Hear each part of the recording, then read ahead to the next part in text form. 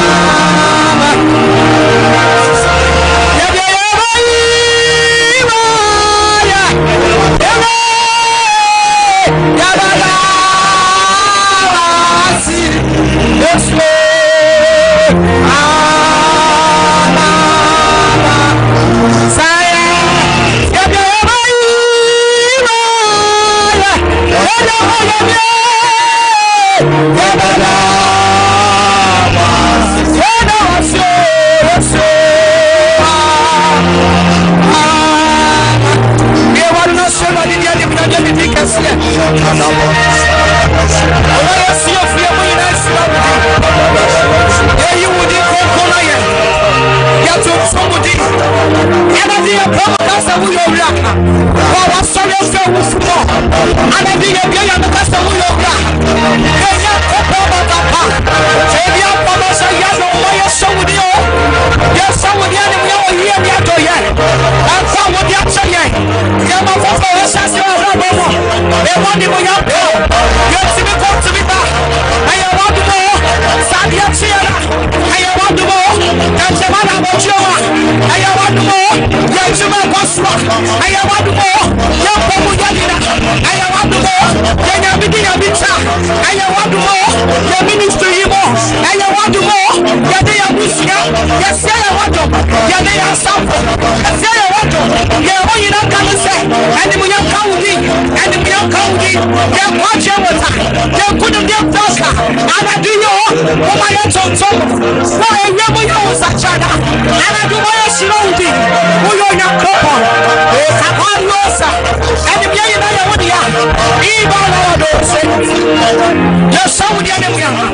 My young Tabanos, in Kapalabala, the young brother, and I do know here, Papa. You know, she say, I want to.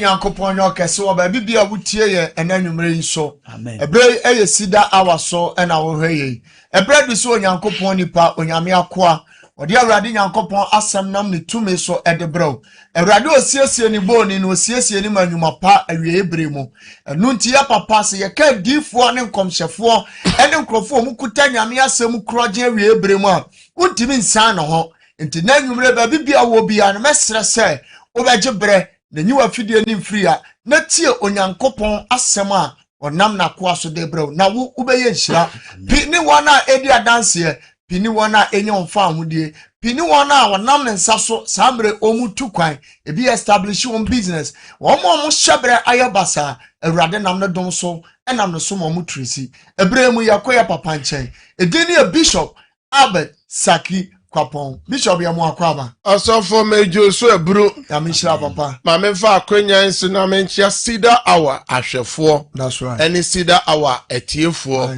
be bibia wo hwe yen na wo tie ye firi bia ye mawajo ye mawaha ye mawachen sabre ade asam baabi ade so achim baabi sabre nso so de ewia nso so egusu wo baabi ya mishira mo semre bia mo sai mo mre ni mo adaje editi sida hour eda juada ekosi fiada ene edi dwumadie yi ebrewo na enye TV anasa radio program keke na ye program anyame tumi ne nyame ahoɔden edi ekire papa enti frobi na obi so frobi na ka kire ne se osofo na waka ne ho asem no nyamkopon so mafo no ne difo no wabedu one ne team ne nyina ba enti onfa na fidie no emfa nto sompa na ontie eyesida awa no bi na obeye nhira sabre so so fa ne phone so na obosida worship center eye TikToker obenya ye ho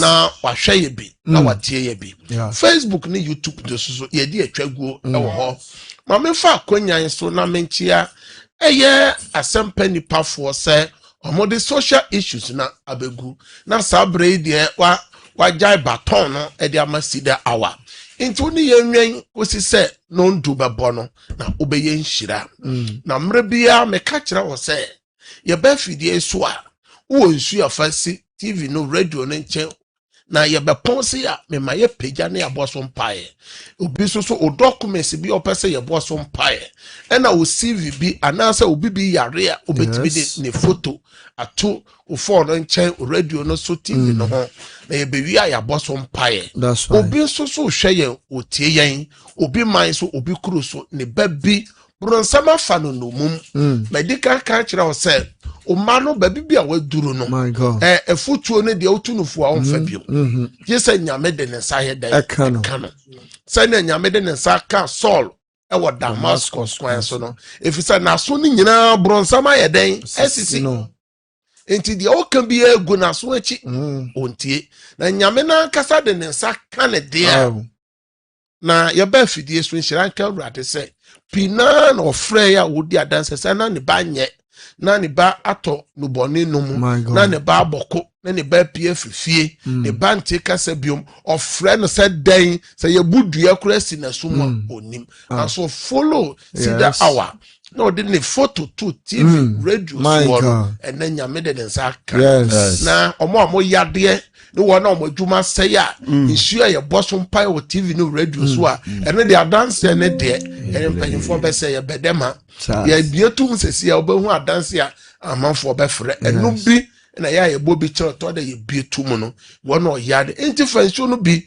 esi ho na enche ye bepon ye beboso mpai hallelujah amen ma menko MCR ho na menchia Azuka Bemba ene systematic press meka system ene nana yaw osikamo ne wona aka dodo no a mobo adwuma nsuo tuto se ne de eye deda afidie na toda na etetekọ ti ahwefo na etiefo mo fa nkyeye na nsuo ne mframa na de emwa omobo mo homoden a chinchim no na nyama ekoso nyame onhyira wo eye King David eye Accra one Alex mu no mo amaka nyina school fees no mo nyankopon hyira school fees na say druso the tria na say druso nyankopon hyira mo se mo boy twuma ye bo hwe ko enkoransa na DJ Papatos nyame hyira se o boy twuma won koransa ne mpotem ho san so na brother Philip eye tachiman one na pamfo mo boy chuma so for mama otutu etu nyina ni omo aka no mo boy chuma me se me boy di na wan hwe yi a ebibe kam enti me chia mo nyina nyame nhyira mo e wo ma dwuma pa mo bo eye king so eye king so DJ King and so watakwa ne ne potem ho nyame nhyira obibia na sida awaye ba asema ye de brahwefo ne atiefo ne se ehefa ena ye janom nyankopon no wo where is the God of our fathers osofo nipa bebere adwe nyanko so sena ye mabunu no se no youth no se no osofo enubone a youth na wuremu no osofo obi biara obebe bia get to wo get to me can get to na onkohwe emayua ni mranto wa awato nubone no enkura no pese omodi omo so omo ntime ne dabi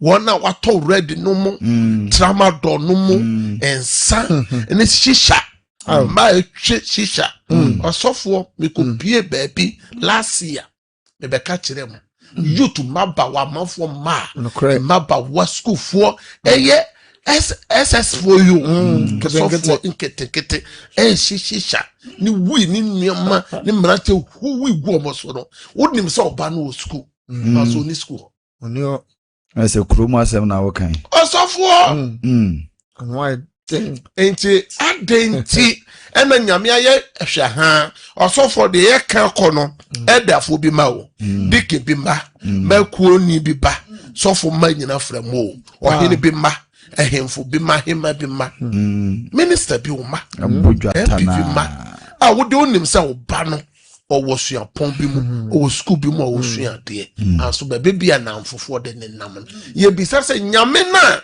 obo tetefo no ma ho ban e ma wo no se nyankopon no wafa hefa nyame bo Abraham ba Isaac ho ban Isaac anya basa pa Jacob anya basa osofo yenhwe Jacob ma dumienu no enya panyumfo yi bia adwumbone bo omo tim se yenkoton omo nua ba ko ya ko mo soso na ko mo nya basa hallelujah amen eno na ye ka kira hwefo na atiefo se adenti na ye generation ye youth no sesa amafo ma esesa osofo ye yie no so to nchen a ya hwe se ne yade esi ade te sei osofo na nwumere na omo ka se na omo ka kidi no asem se ya hwe yi ade ekono de e ya ginsemu wo Ghana o kidney cases ne ya ginsemu e wo my Ghana enti ya hwe ne ntu so sawo na omo so omo ka wo mu ne nyoma esesa omo de ato akwan mu no anso ka nyame ka kire yen se yare a ode to Misraimfo so no ofa yade ne bintu ne maso no ne yene ne yade safo Isaiah 53 ne say ne man tampia no mo and on this side yare oso aye mumu yo e haw no kwa asennua no so that's right aso ye bisa say e wo hefa enen so erade osofo mo yawo aso makonim amofo ni omo bre so aba ni papi bre osofo se ya nhye ni papi nkran ya osofo senia enen nuoma se koso wo wiase no Kentampo kwa so accident yesie enya senkto nipa be 15 TD ne omo ayi yam omo nyina yam osofo amofo mawo me de ya meka se asem sisi ya de wawuo no ono na ohwe abusua bi ono na abusua dan no ono na nipa bi dan no Oh my God. obi simbofo na atu no eno soso abusua na basa na abusua no na wo kania no edum adetire nyame mmo nipa ho ban nyame hwe nipa so na kintampo kwan so wo mo na ka sunyane kwan so enkra kwan so tabrade kwan so we kwan so ebe and the voice ni die na ekoso akra kwan so vozi munyina kana nipa wotwe munyina ewu enti na wotwe yenhwe moja hwegu o man Ghana eno na ye ba ye bisa se adentia eno na me ba sida awaye de sa hintansem no bramo se ye nyankopon na ye som no on sesa sani o tete no sa no tie na o ka Hebrew fo nwuma na o se o te sani o nyankopon ti nura enani o kina o te sa na pem na so for ye generation o so for ya so yes nyame asem na so de ne de ye bekọ o so for mpaibo no de ye bebo asoso nyame asem no de ye mfa nya adwuma ye generation o mo fa nyame asem nya adwuma ye generation so ye kwa so de pa osofo TV ahodo radio ahodo so online TV online radio online paibo suku adamu nyina ye ma asori dem esofo de 31st na atwam yi insori da mega churches nyina atwa begu social media ni pe nyina kamia ye se Ghana dom nyina ye nyame somfo sports stadium nyina osofo associate hwe aba o my Ghana yes so adwensa kira ba anytime edutuo pesenkuminya sikape boni nanti twitwa ewudi sem osofo nsi oto ya yesi eyiyiri won kran osofo we wo videos bebre kanya se TV na atikwa ka me yi biema ahwefo hwe nsi oto anamafo hwie bola egum na mudo mo nse num osofo nipa Ghana ebe ye anso so no ebe che kakra omani yare yes psychologically no Ghana yare Ghana hia se nyankopon tumi eyede etime Kenya eno na ye ba ye catch ye duru ba bibia yesu ye duru no ye se abrabom akwansi de enti abrabom akwansi de obi se me fra busua bonni mu yaje atum se busua bi wo koto ma ye se busua sansono ebusua kontontwini e wo bible no mu se ebusua no mu bi ena ekowo nipa ye friend se Jabez eto ye wamfa no ahogoro hallelujah amen yes ebusua ni bi wa eye busua omukuta omutwitwa omunua no mu nantiri ebusua no mu wosika pa so adwembone ne solitia eno ya Joseph ebusua onu akasa ne nua mo ton no te sa aboa krono bi eye nokore yes sesa nua no wo ho ye kan sunsumu nua ya kire da ye so za da ibu a so a nua bone na beton eno so ye nokore anso so osofo akwansidie baako a nipa mfa wadwene enko ho eye bone a nipa ye enti baby a ye duru sese abrabom akwansidie kese baako eye bone a nipa ye osofo nyankopon se otumi ade nyina ye o anso ade a ontimi nyane se obekwati na asem aye bibi my God enti ohwe se obehwe se na asem ebebem yes nyame de papa ene bone asi nipa bia wanim ena ohye o se yi papa na nya de ben enkwa ma okra aso nipa se ontimi ti na wotwe na twem no me no kan se sin block blessings and break relationships your friend said boni anipa ye no si inshira kwan enti nipa bebere unya inshira no aso boni bi a wo ye na inshira no kwan ye si say nhyira na si nipa bu sha se fefefe wo hwe mu tim boni bi o ye no wo ye no sumo wo boni kro ye obi ehu yes asoso no nyame asem se sa boni o ya eyechuwade esunsun so na aba no yes until last week no ye kan nyame asem ewo Jeremiah chapter 5 verse 25 ye be say tim ene boni esi ye ni obu ose so obo mpa ya nyame ntie biom se nyankopon e ma destiny helpers ni destiny connectors e ma wa brabo mo biom se nipa na ko mo ma watuma nipa mo ma unya sika ni na firi wa brabo e nyame asem enti ye ntie na mo man en content mo kenkan sem no na enti me ko Jeremiah chapter 5 verse 25 ye ko ye chikakra your wrongdoing have kept those away. Your sin have deprived you of good.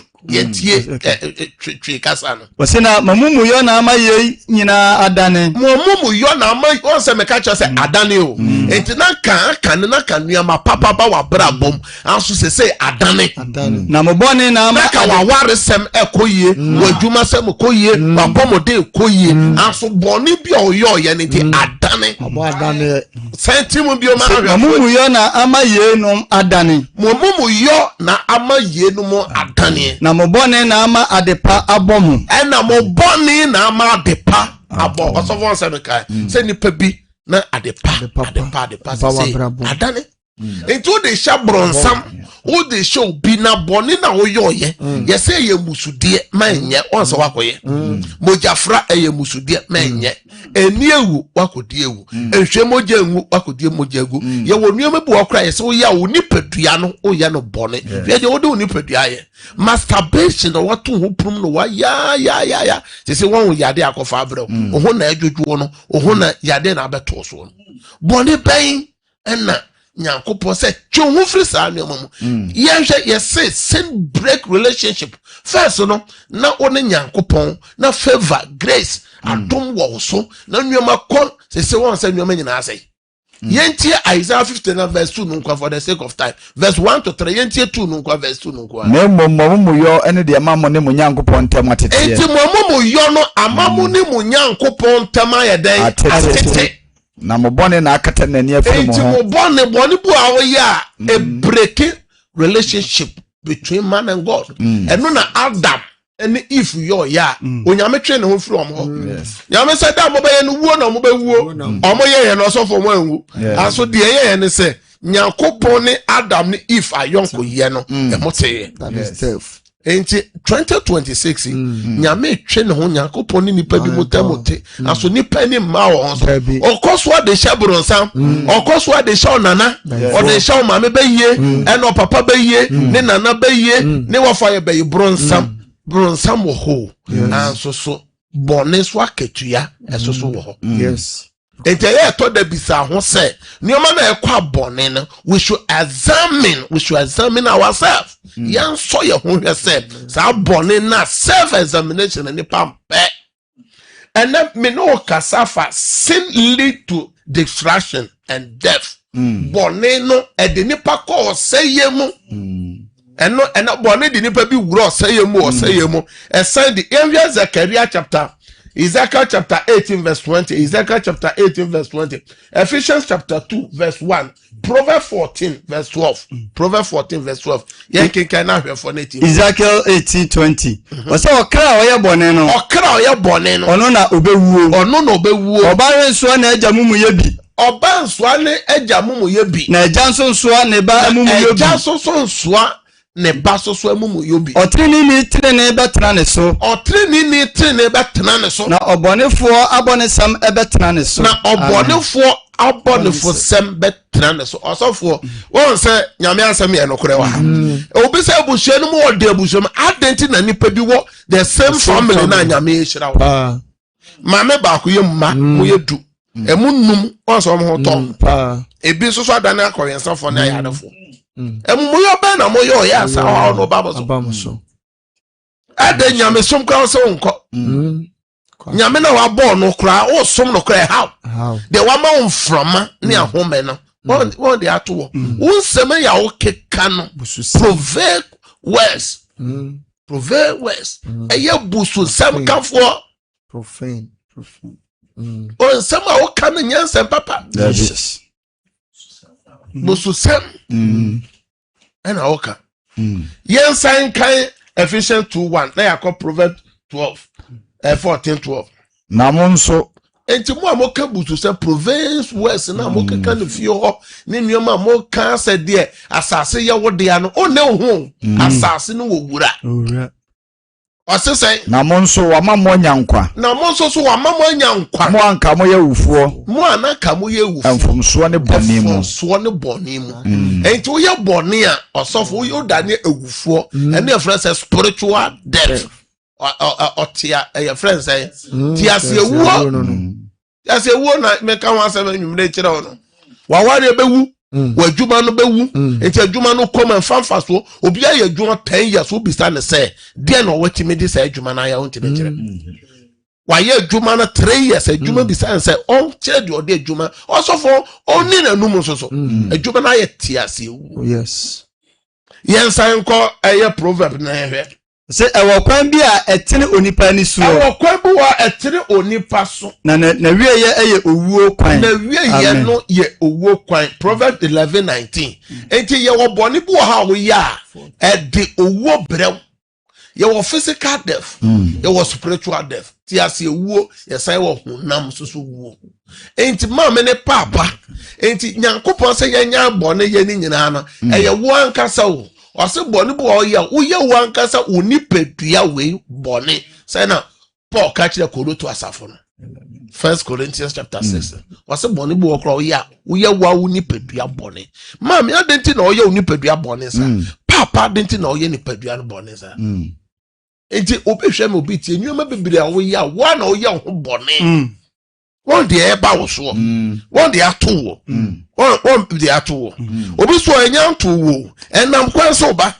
enti se bia wo di bone na ho towo na won na nanyoma ne nya enioma nyina koyi ma nya wadwene se wo bra no na nya dai enruye na danu dua obehu se sa wa ankasa wa ye ho yentie proverb no biom 11 no de otim tena ne mu no ekonkwa mu de otitiri ne mu no konkwam na de otibone no enya wu otibone mu no eyo eti bone ketenkete nipa ye no eno na de how eno so sin shira kwan ye hwe Galatians chapter 6 verse 8 na ye hwe Romans chapter 8 verse 12 and 30 ene ye de besi ya maybe 34 na tum sese ya yentie o se de oguma honam no de oguma honam firi honam betwa proye na de oguma honhom no firi honhom betwa da oguma honhom no firi honhom betwa da kwa amen yentie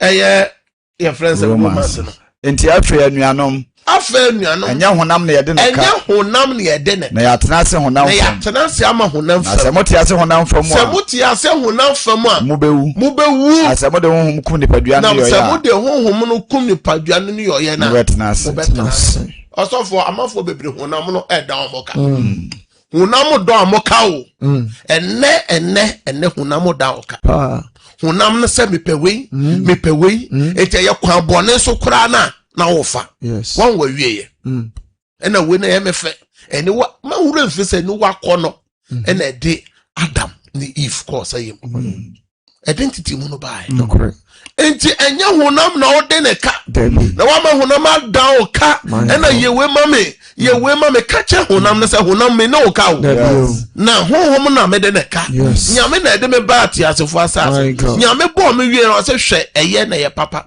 e ya hwe de nipa eye ni nipadua enkanka ye nua ma no ye ma me no hwe de wa ye onipadua hwe wa onipadua wie enti ne osofo nyame ka so de ye kọ from Mizrim e de ye kọ Canaan nyame ya kantamanto nyame okane ntama onto aso ye janom fomo ye no osofo nyame sesa na okum Aaron e wo kwan na so osen kum Moses e wo kwan so empanyufo ni nyina okunkum amu nyina opai asase no nipa 23,000 wo ku omoda oma anana jatoye Korea ne nabusia osi omas enti ne nipa bebere hye ohaw ne amane eye bone ketenkete Yes.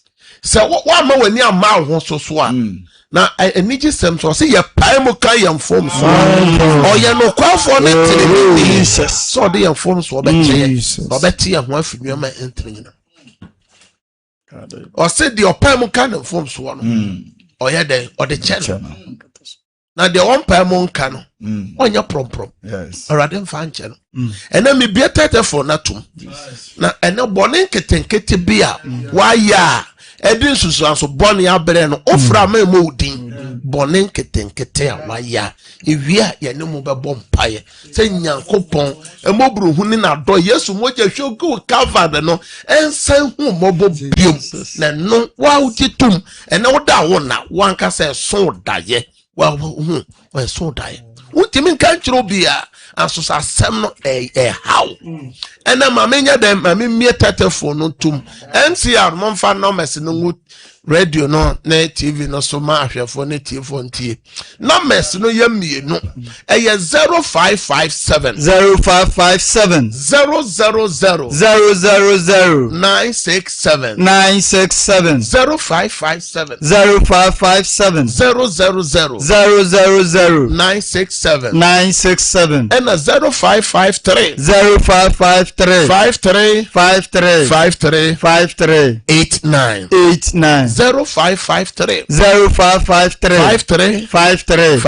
53 89 and no bonnie kitikiti be a wire one cassa when you and no one where this was so bonnie a brono and then I will be fraka ofra me modim baby or free one obeka mamma for the kind. Praise God.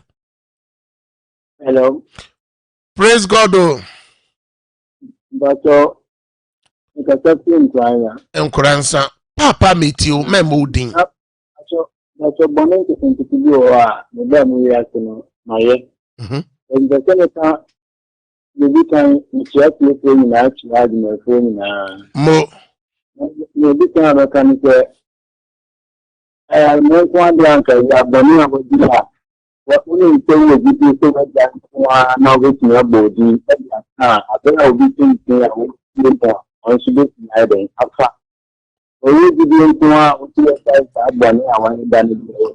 Ana Matthias papa Matthias pa nyame shira me bom pae mo se nyame ahoode ne mobru hu na ento so ewo tachiman ne kuransa ho wo Yesu temu amen also obetimi afre. Praise God. Praise God. Hallelujah. Oba pa ma woni so kakra amena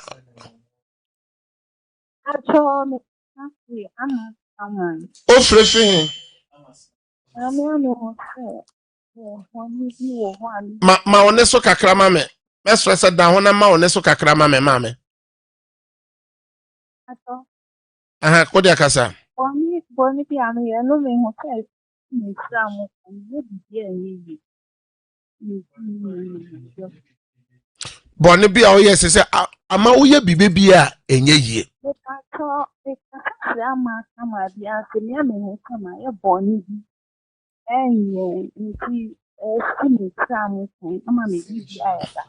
Machepa mame awofrefre amasama me no bompae ye pon asan frame e offline na me no nkasa Ewurade omoje hwegu Calvary no ma enkasa e ma wafona e wo amasama ho. Amen. Praise God. Praise God. Ma hwe free wa fidie no ho na ogira so mentonka mame ai fa na okasa free na bone bai na waya hwe free wa fidie no mame amen for na sambra biom. Praise God. Once went to me and so atiato sambra biom. Praise God. Praise God. Hallelujah. Message ho free wa fidie no mame ana se dum wa fidie no kra na kasa uwi a wasa ya bi. Mpachi. aha o kasa free he na bone nketenkete be na waye ade nso so ya brew If you are good, Lamaya Bossy, it's me, you will be in enye yie asarubutwe ohwe moja egu eye Isaiah chapter 59 wase onsa ka moja matip na me no mo mpae eye afrem of air na me sign no more mpae Awurade Isaiah chapter 59 Jesus wa France ono so wa ye bi wa ka moja egu ama se so ye bibi bia enye yie Awurade hu wa fana mobo moja na hwegu cover no Awurade ma enhohoro ne manato amen amen praise God. Hallelujah. Udin mama udin ehimfa na okasa fro mame Pastor, make us feel quite soon off. mo meet you mame Hallelujah. amen no nakasa yetio pa Then I may say, when the bamboo and the support, we are sharing so. mo Yeah, you see that way. Radia, because still the brain, am I? amen Abominable man who by what you was saying must still be amen yes, then kuto na me de master for radio. amen Say radio kwaswa no cry. amen No more me ne me man nyina ho ban wo yesterday mu. amen also betime afre praise God Hallelujah. obapa okasa free hin na bone kitinkiti be na waya ede ohaw abrewo Ocho me kasa fa atwuma kofo dwa bone ketekete ne se Mrs. Soyinsen yegu ti so se ne so mewo na menya bi ba sida wadaroma menye funu bai da ya bi wo ha me so enye mame ti misro yakopon se on fan cheme no onjeme Awurade se ye paimo ka ye form so ye no kwafo ne training so de be cheye Awurade koso na bo wafran ye fran ho ban ehwe ne form so ne ni hone mobo se ne wado ye setie ma no wonfa no ho ne ba amen Amen. praise God Hallelujah. o kasa free na bone kitinkiti be na wa ya wo so de ehawa brewo Papa bonene de do to me nkampo. na o how be na de abrewo mame How bebre da so. Yare ahodo. Bebre ntimi nfu.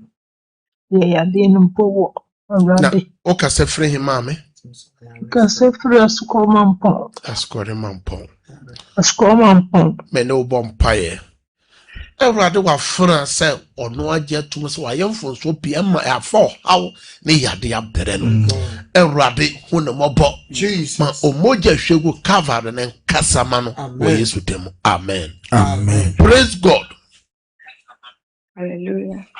ehemfa na okasa firi na bone nketenkete be na wa ya e de ohawa abere wo mame Ocho me kasa free from Mr. ma oneso kakra mame wa Me kasa free from Mr.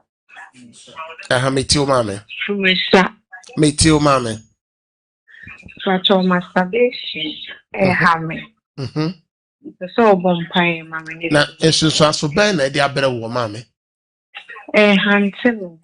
hantew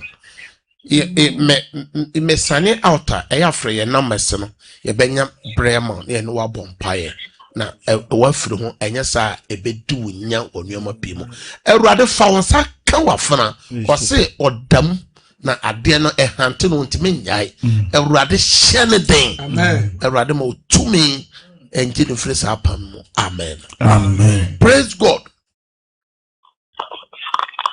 praise God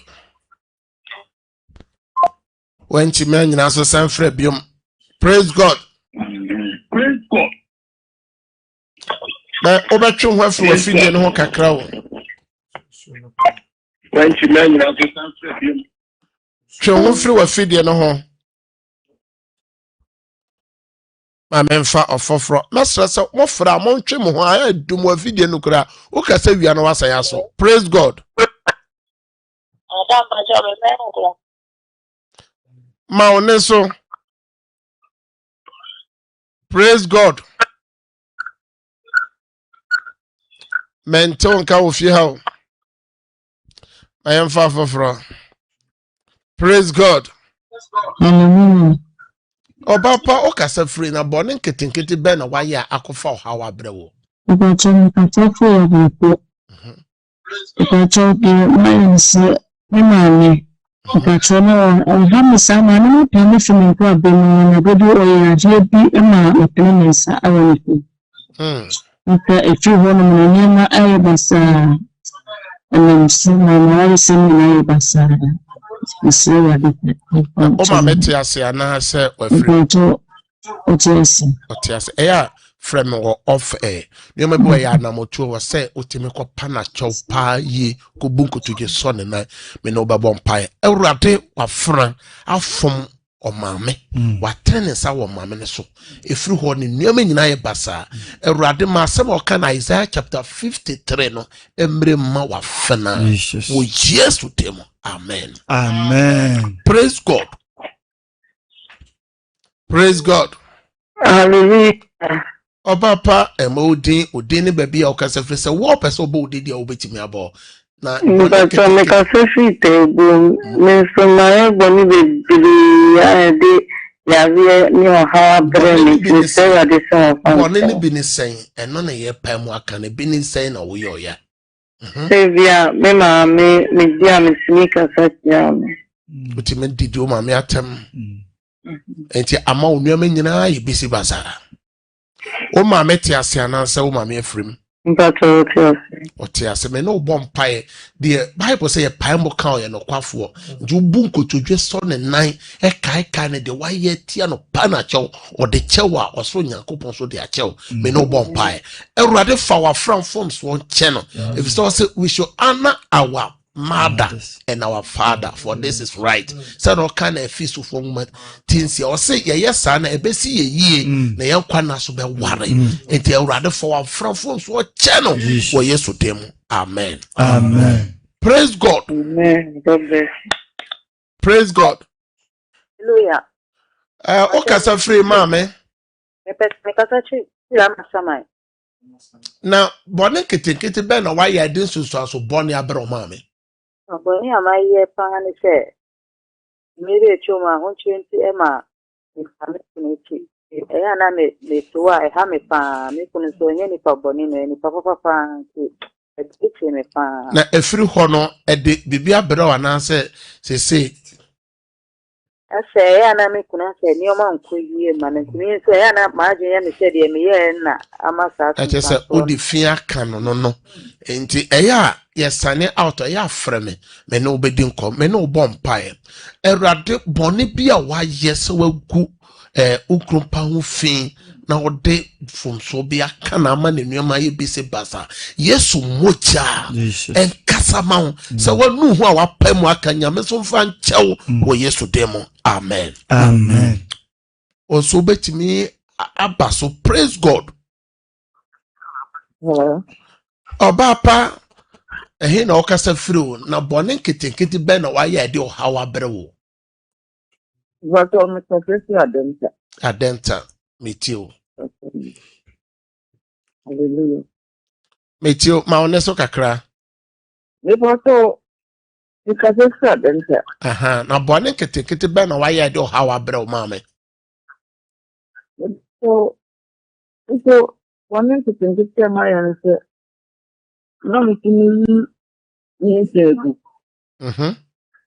so this about to be a one month so no for you ni segu na ndi kita ko do the man no ni segu you see one no ase ni me nyina e basa ma me makora mapɛ djuma kora munya chese baka moja di bim eguo ena obi so wasan aka obi so di egu mama me no bom pae me sane out asan from na me no emo enyu bomo Ewurade wa funa enkran adenta me bom pae se moja bi wa ka eguo Ewurade ma umoburu hunu no wa doye no enso no so fanfo so che no wo Yesu demo. Amen. Amen. Praise God. Hallelujah, Papa. Okasa free mama na bone nketenkete be na wa ya de susu so bone abere. Papa, kato mo bone ni se. Me kata pipoti. Me bone ni se. Me sister. Me sit to talk.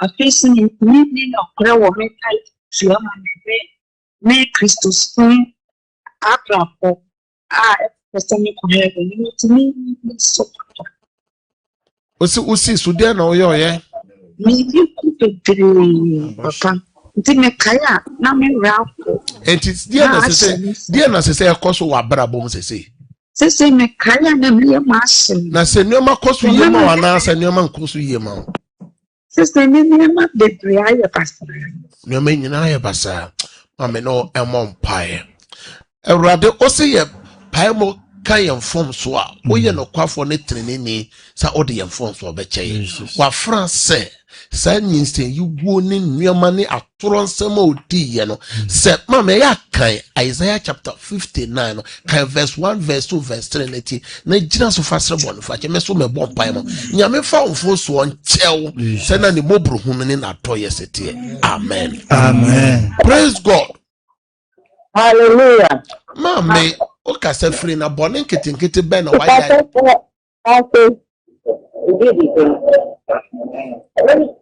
Hallelujah. Amen. O kasa free he. Twe wo fru o radio no ma entie wo ho o radio no anya sa o kasa dum no kura o kasa wia no asan aso.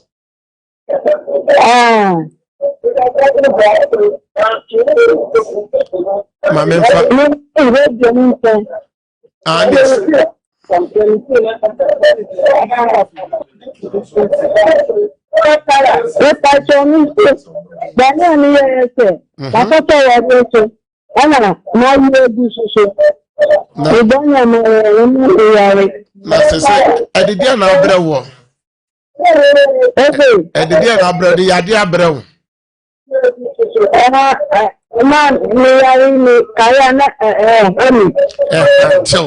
ohia canceling enti ya fre na me ye sign out na me no nya botren kasa me no bompae Ewurade emfa wo fom so onkyel na onsa wo yade wo Yesu demo amen. Praise God. Praise God. Cho free fidie no ho and then like 2 years kasa producer mo free like 2 no cho free fidie no ho. Praise God. Mame for man. Mesra say ofra, mesra say either say obedum u radio no anansa obefiri ho kura na wakasa na yato kai ene ne ne bresemo say amafo bebe nyini aso na ye nyini no osofo ade achi ade say nyina na ye nuama say wani beba ho so ana wanyini na de nyame do ba asase so be na say. Praise God. Hallelujah. O kasa free na bone nkete be na waya din susu aso bone abrew. Me kasa free do man sa na ba ne bona ma won se do me ko pen international ko ka plan wara ka ne ram. Ba no ko fa ba no na ya dmai mai ring. Na dmai wara no so still me ma since bless me be am ko ye man.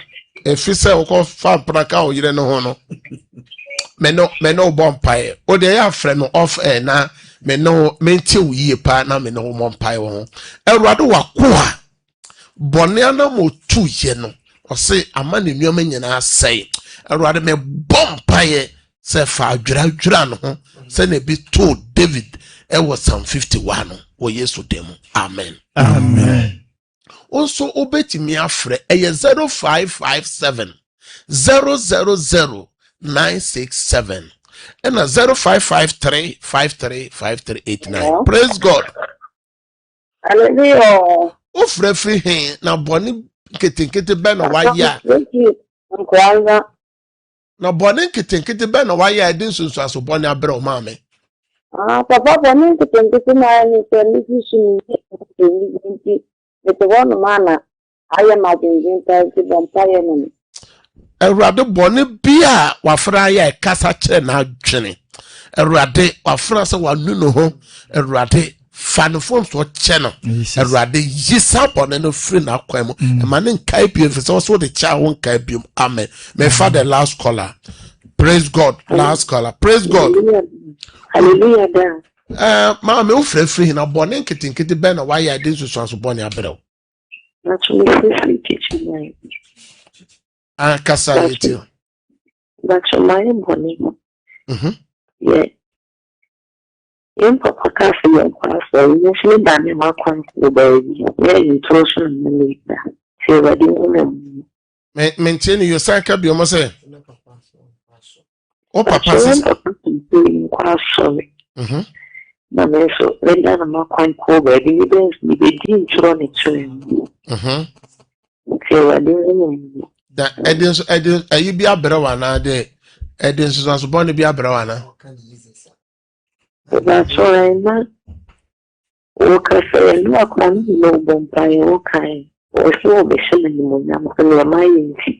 Obama boa feeling everything. True, Erade wa fra pam waka. Erade fa ne phone so channel. Na emma sa ohawo ne amane eba ne so mfiri ne so. Na ni monyam hye no ne zanka. Amen. Amen. Na mi shira upi. Besra wo yedru abrabo ade a yesi ye hye bere kwan. Abrabo makwanse de na yesi bone anipa ye no esi ye kwan. Nya mi shira se ne wo se wo mra na wo follow ye. Na me bo nka ye se ye yawada eye counseling. Ope se how be I know dey ye one and one. Fear de bia ye mpaibo a ye bo gidigidi na fear de be na watch 5th June no dey eye mega watch night award day eye watch night baby bi obefri baby obetima baby peja wonso na ye moso mpae peja wo documents na e bon pae me hyenya me tumi gu wonsuo yi so nsuo na ni Yesu moja nsuo ena ni senkyere ni nsuo yi enya ayare sensio de odinsuo be ye biara me fra dance ma o documents bi a wa page bia me franya me tumi ya me ahoden me fra dance gu so ma o Yesu demo amabompa. Amen. Amen. Me shira upi o same time ya besa shia. Have a good night. Mo fra mo nyina ye sign out am frɛ. Bye bye.